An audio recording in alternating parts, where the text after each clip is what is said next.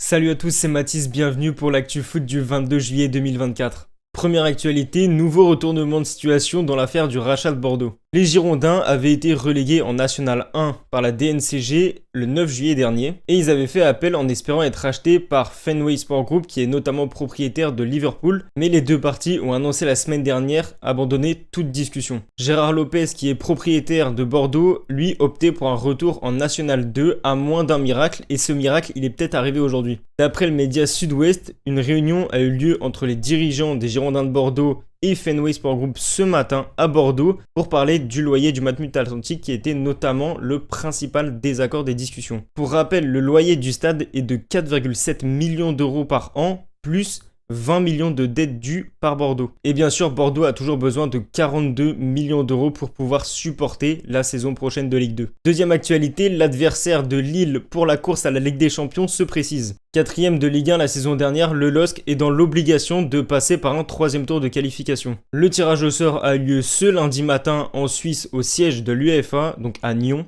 Et Lille a donc appris qu'ils seront opposés face au vainqueur du match entre Lugano et Fenerbahçe. Le match aller du troisième tour aura lieu le 6 ou le 7 août à domicile à Valenciennes en réalité, parce que le stade Pierre-Mauroy de Lille a lui été réquisitionné pour les Jeux Olympiques. Et le match retour sera programmé le 13 août. Et c'est pas fini parce qu'en cas de qualification, ils devront encore passer des barrages pour pouvoir espérer atteindre le tableau final de Ligue des Champions. Le match aller des barrages aura lieu le 20 ou le 21 août et le match retour le 27 ou le 28. Et si cette fois ils gagnent, là ce sera à la fin. Ils intégreront la Ligue des Champions aux côtés de Brest, Monaco et Paris. Actu Mercato, Moussa Diaby va signer à Al Ittihad pour 60 millions d'euros en provenance d'Aston Villa. Il sera resté un an au club, puis va rejoindre Karim Benzema, son compatriote là-bas. Les 60 millions d'euros d'Aston Villa n'auront pas fait long feu, vu qu'ils ont déjà été réinjectés dans Amadou Onana, le milieu de terrain belge, est arrivé aussi à Aston Villa pour 60 millions d'euros. D'après RMC Sport, Youssouf Fofana a trouvé un accord contractuel avec l'AC Milan pour 4 ans. Il faut encore que le club italien et Monaco discutent des négociations pour le transfert,